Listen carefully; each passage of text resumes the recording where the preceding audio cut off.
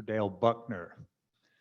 Top 5 threats, risks to business operations in 2022. Dale is the CEO and president of a Global Guardian out of McLean, Virginia. Retired Special Forces, founder, president, CEO. He's lived and operated in over 70 countries globally. We've had the pleasure of working with Dale now for 7, 8 years, I believe, and it's always insightful, the comments and thoughts that he brings. And his, as I mentioned earlier, his team in the last month and a half, I suppose probably even 2 months, Dale, has been really engaged in getting people out of Ukraine safely. And so he's got some tremendous insight and anecdotes that I'm sure he'll share with us. Ladies and gentlemen, please welcome Mr. Dale Buckner.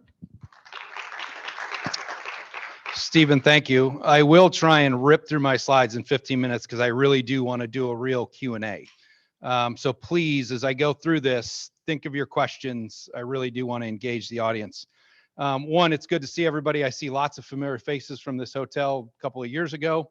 And lastly, as I get into this, unfortunately, I end up kind of being the dark voice of this conference every time. And it's not intentional. It's just simply the business I'm in and what I do for corporate America, frankly. We'll go through these. We identified these top 5, and I'm going to ask them in a question form. Do you truly understand that global conflict has come roaring back?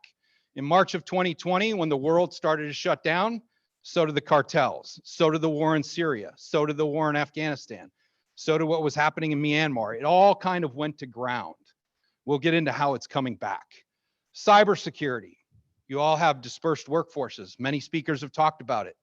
Have you actually made infrastructure changes that are real? If you're going to have thousands of people work from home, who's checked the router in their house? How do they connect back? Are they on platforms the company provides or not? And are they monitored in real time? We'll get into it. Natural disasters, whether you believe in global warming, don't believe in it, I really don't care. I'm not going to try and convince you. I don't care about your politics.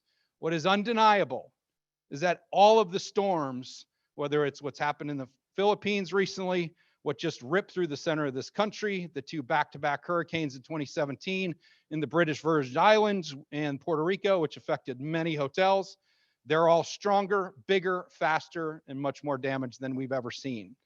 Health and medical. Very simple question. How do you think your firm did when COVID hit in the first year? If you thought insurance was going to cover you, corporate America was wrong. If you thought your duty of care provider was going to medically evac your people that were stuck as the world started to shut down, you were wrong. The question is, are you ready for the next pandemic if it started tonight? I would tell you most companies are failing massively. Violent crime. The United States is the richest country in the world. We've had the highest murder rates in the history of our country since we've taken record 3 years in a row. It's not going away. If it's happening in the richest country in the world, what do you think is happening in Brazil, Nigeria, Kenya? We'll get into it. Are you going to run my clock, by the way? Or is that on me? I'll come back to it. Global conflict. How do you think the United States did on its exit from Afghanistan? I spent 3 years of my life there. I can talk to you about that intimately. Is Iraq a democracy today? Syria, Libya, Somalia. Venezuela is right in our hemisphere. Have we done regime change? Has it gotten better? We're now asking them for oil. Uncomfortable. Mexico, #1 kidnap and ransom country in the world. How do you think, as we start to regenerate the business machine in Mexico, we're going to do? Have you watched the shootings at hotels and the beaches? Have you seen what's coming with K&R? Do you know what's happening in the cyberspace in Mexico? On the top right, was corporate America ready for the Ukraine in Europe? I have 28 Fortune 100 companies as clients. Not one of them believed it was real. I had to beg them. We have on record where we started sending them a 53-page PowerPoint deck to say, This is real, get ready.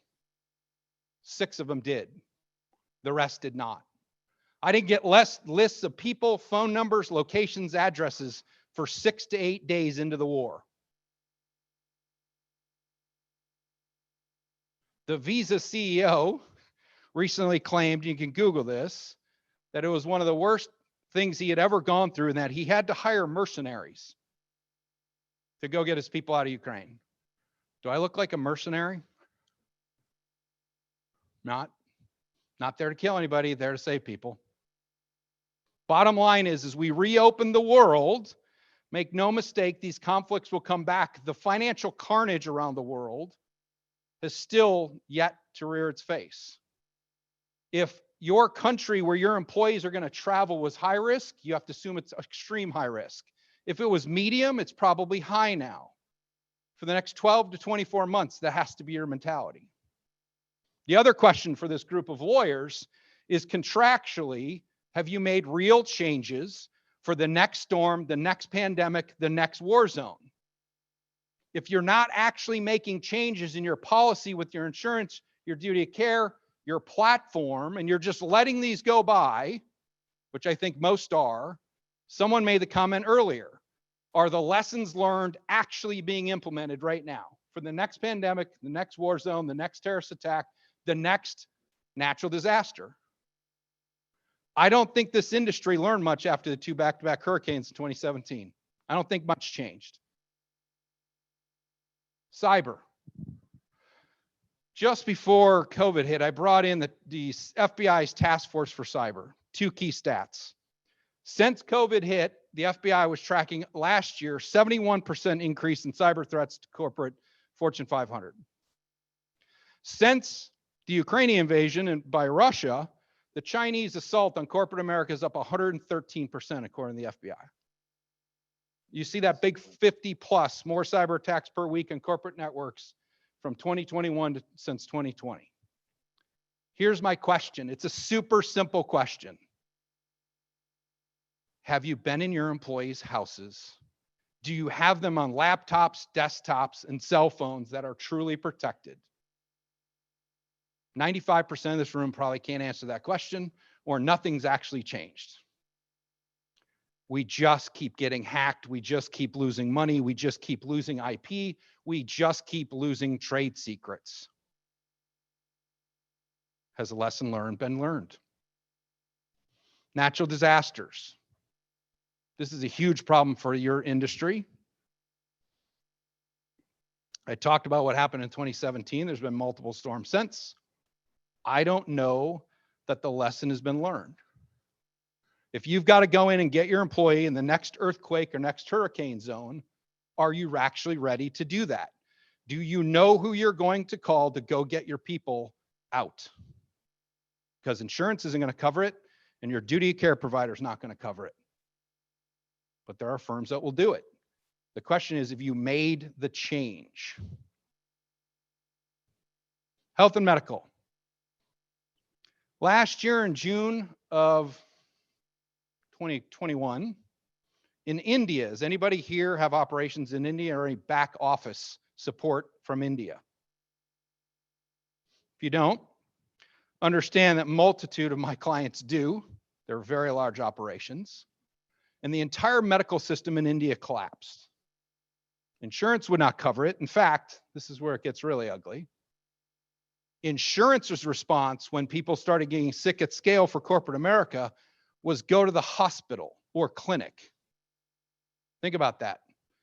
We're going to send you to a hospital or clinic that's understaffed, run out of drugs, run out of oxygen, and that's our advice to your employees. Go to a place you know is not going to help you, and if you're not sick, you're now in the biggest petri dish in the country of India. That was HR directors' advice to people that got sick. Then if they were truly sick, they wouldn't cover the medical evac because insurance doesn't cover pandemics. Ultimately, the only solution in all of these crises is you have to localize it. You can't do it from the outside. You can't have a call center sitting in Singapore because legally, you cannot have a doctor from outside the country write a prescription or provide aid it has to be, in the country of India, a medically certified doctor in that country. So if you're trying to do this from United Healthcare or Cigna or ISOS or whoever, they don't have boots on the ground. It does nothing. It's illegal. It's a problem. The next part of this is, if you have a dispersed workforce, and we're all facing this, we've talked about it all morning, have you changed your health policies to include mental health for your employees that are never going to step back in the office? How are you going to check in on their well-being? Are you going to pay for the high-speed Wi-Fi? Are you going to pay for them to have a meeting space in their home if that's now their office? Are you going to provide the cell phone, the laptop, and the desktop in their home? Not only pay for it, but then make sure it's secure. That's the kind of change, if we're all going to accept this kind of dispersed workforce, not only medically, but in the cyberspace, which is all tied together, and the stress that you're putting on your employee base. Ultimately, I ask these simple questions over and over and over, and I just keep getting people calling me going, I'm hacked again. And then we route it through, and sure enough, it's on an unsecure cell phone, an unsecure laptop. No one's checked the Wi-Fi, nobody's checked the router, and they are connecting back into your firm in a completely unsecure manner. And then the stress that comes with working at home and all those wonderful things are now starting to show. This is, if we're going to all agree that the younger workforce wants this freedom, and we're going to have a workforce that works from home, then you have to change policy, you have to change your attitude, and you have to change the infrastructure of your support. Again, has the lesson been learned? Violent crime in the United States, I hit on this earlier.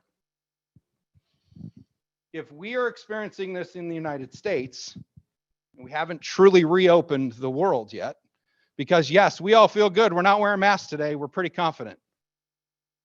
Hong Kong's not so confident today. China's not so confident today. Not even close.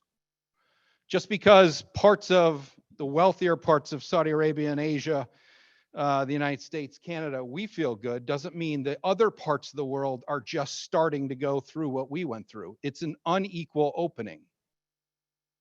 I don't think there'll be confidence this summer for business travel or families to go to Europe. Until we see a deal done between the Ukrainians and the Russians, and NATO and the US feel somewhat confident, how many people want to travel to Europe right now? We need some level of confidence before that market reopens. We've stabilized in the COVID world. Now we have conflict in Europe that could spread. That's a problem.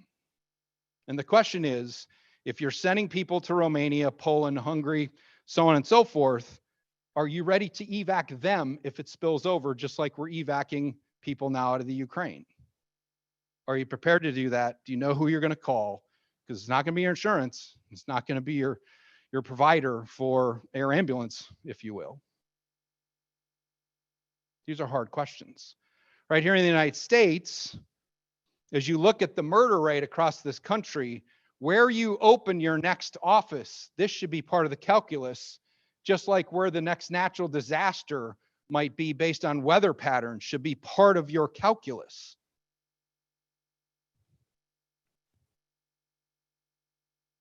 If you have an incident of a shooting, you watch this every week. The latest was Sacramento, California, this past couple days. It's every single week. We have the most mass shootings in the world outside of combat zones as a country. We have a problem. The question is, if someone walks into your lobby or into your business and you have the next active shooter scenario, are you actually prepared for that? Both legally, insulation, reputationally, and of course, physically. Is everybody prepared? These are hard questions. As you look ahead, and I'm going to stop and get into this, this is really my biggest lesson to the audience, and I deal with this every single day. None of these things happen in a vacuum. Your HR director does not get to live in a silo of benefits and insurance and people management and be siloed off of cyber, physical security, major global incidents, travel, because it won't work. The firms that, and somebody talked about this earlier today, that have truly integrated their chief information security officer, their security officer, and their HR director, those are the firms that get this right.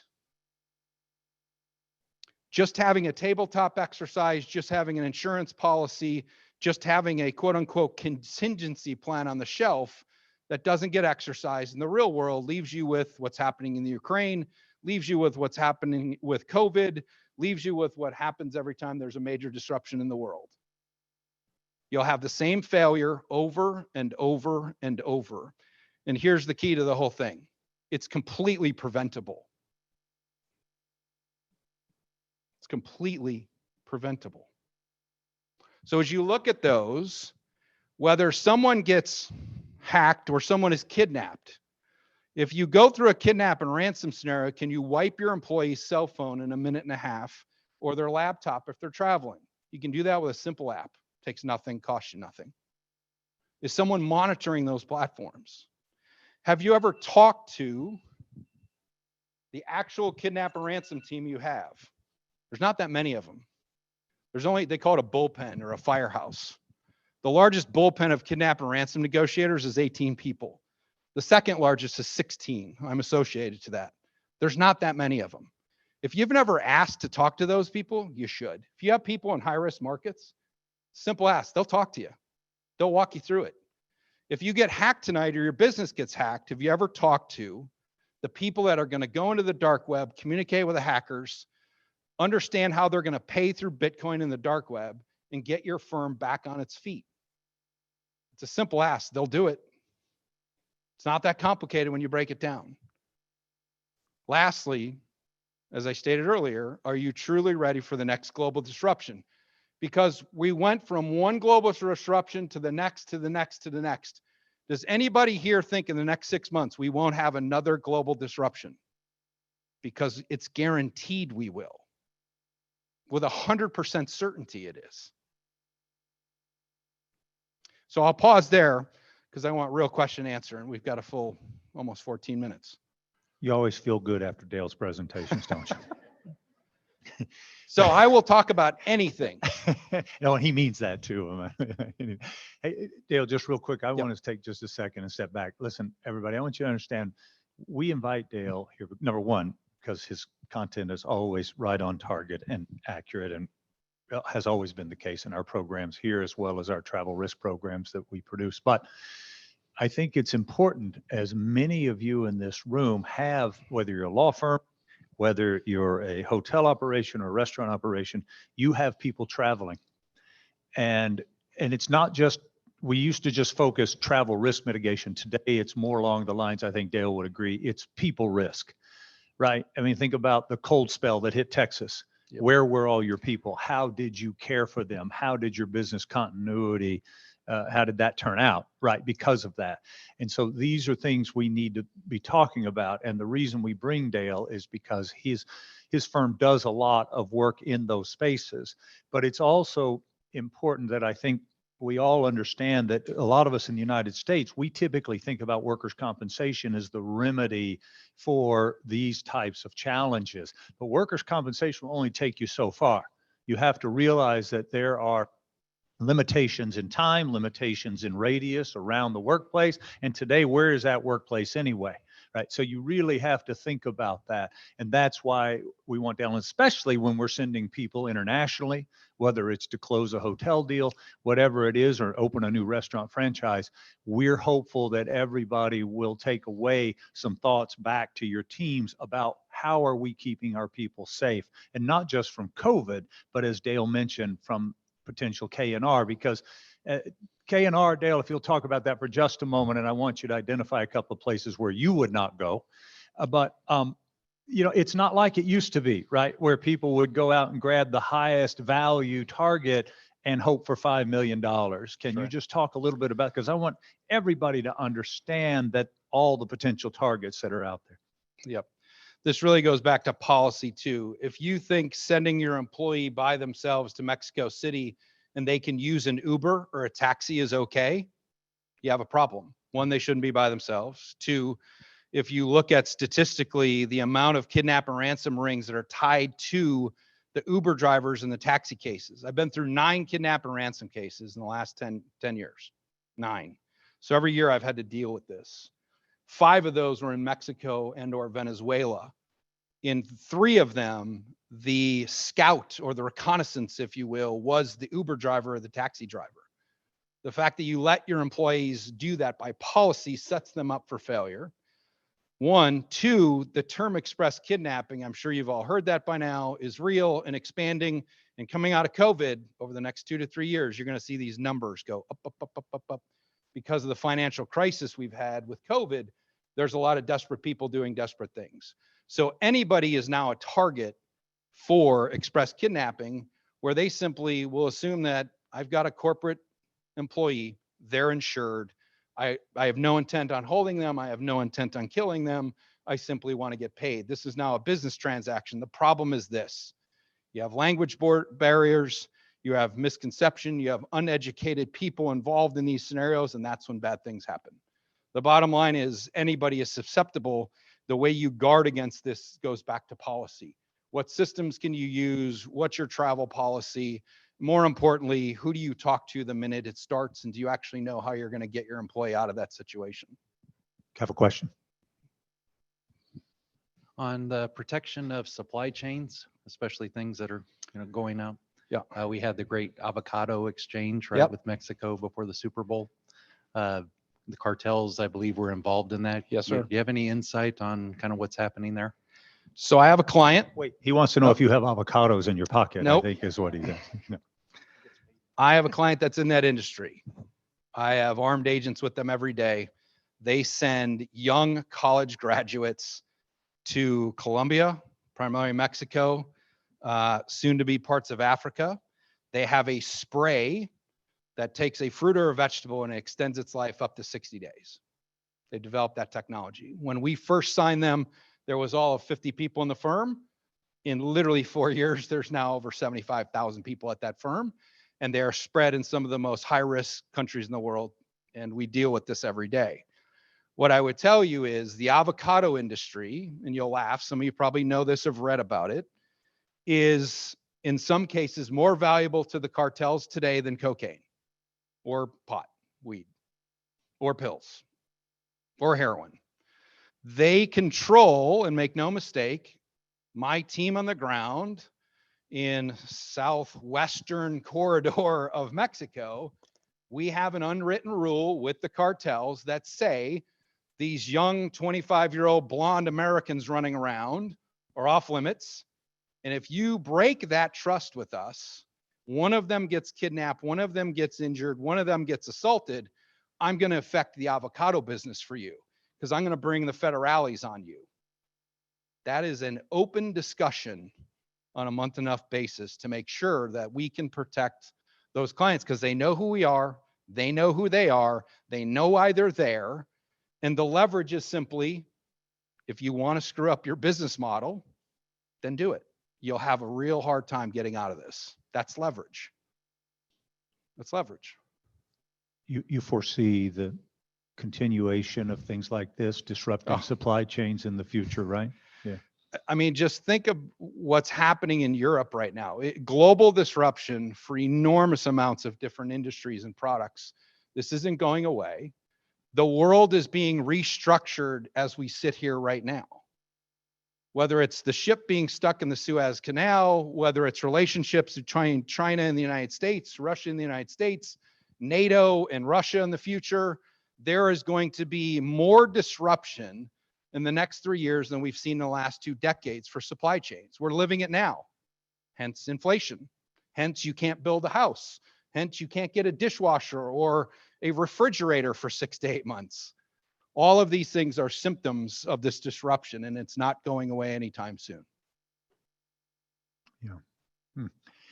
Dale, I want to talk a little bit about a lot of us, we have a sense of safety and security in the Yep. U.S., and we see these civil disruptions going on outside of the U.S. But today, I think it's fair to say we're seeing many more here today. From a business continuity perspective, can you talk a little bit about the Yeah. domestic violence threat, proliferation of guns, et cetera? Yep. So I'll start at a macro level. I'm 53 years old. Yes, I was in the military for 24 years and I've been in business for 11 years since. I grew up in a conservative environment, if you will. That being said, I've seen the worst of humanity around the world. I've done things that I'm not proud of. I've been exposed to things you don't want human beings to do to other human beings. I think at a macro level, the social fabric, the contract between the US citizenship and its government is more frayed than I've ever seen in my 53 years as an American. I think that contract that we felt that created nationalism in the United States, where your lowest level citizen felt protected because of basically those safety nets we had in place of unemployment, social services, so on and so forth, welfare, whatever you want to call those. There has been a material change in this country in the last decade, both from a social standpoint and from now a political standpoint. In my personal opinion, the political part of this has just ramped us at a pace I could have never foreseen looking at the country. I think America, much like what I've seen around the world in Bosnia and Iraq and Nigeria and Nicaragua and Colombia and Mexico, is starting to lose where as Americans, we grew up where nationalism of being American was a priority. Number two was your family. Number three was your religion, so on and so forth. We're starting to lose that sense of nationalism and unity in this country. That being said, I could talk about that for 2 hours. I've seen this in other parts of the world in a material way. That being said, where it's now manifesting itself and coming full circle is the murder rate, is the assault, is the no respect in your hotels and your businesses of people. To your point, you talk about, drugs, alcohol, so on and so forth, and how much do we accept and not. And the very first speaker, ma'am, I'm living this as a business owner, right? I have to hire young people. I have interns. I'm living everything you described. I have an EA that has tats and a very small piercing. And I've been okay with that, with one kind of exception is most of that gets covered and it doesn't get out of control on the face and so on and so forth. I'm okay with that. In special forces, I had guys that were tattooed from head to toe and I was okay with that. I wouldn't do it, but okay. But we're now facing, all of us in business are facing all those topics, but I think it's a symptom of the manifest of the breakdown in our society. And it's a little scary because I don't know what the United States looks like in 30 to 50 years. It won't be your children will not inherit the world we grew up in. I'm not sure it's right or wrong, but I do know this. There's no question there is a breakdown in our society, and there's no question it manifests in the crime rate, the murder rate, and all of the things that go with that. And that's going to affect, as I stated earlier, where you place your next headquarters. That has to be part of the calculus. Where you have your events, that has to be part of the calculus. I have multiple clients right now canceling large events over the next 2 months that they had scheduled in Cancun because there's literally a drug cartel war going on. And you could be at the Ritz. I've been there recently, and you have to have guys with machine guns on four-wheelers circling around you so you can sit on the beach. There's a lot better options than that. And I just think whether it's the United States or abroad, all of this goes back to the breakdown of the contract with its citizenship to its government, the confidence in that, and then it leads to social breakdown and change. Some of it's okay, some of it's not. And that break is going to lead to more violence and disturbances in different areas where your franchises are located, where your restaurant operations and your hotels are located, or you run into the situation where you have a challenging meeting topic, right? And then you run into the problem, well, do we want that meeting topic to be held at our hotel for, marketing and reputation purposes, but at the same time, are we violating somebody's constitutional rights when we do that? Dale, we've got to wrap it up, but that's terrific as always. Thank you very much. Thank you. Dale Buckner, ladies and gentlemen.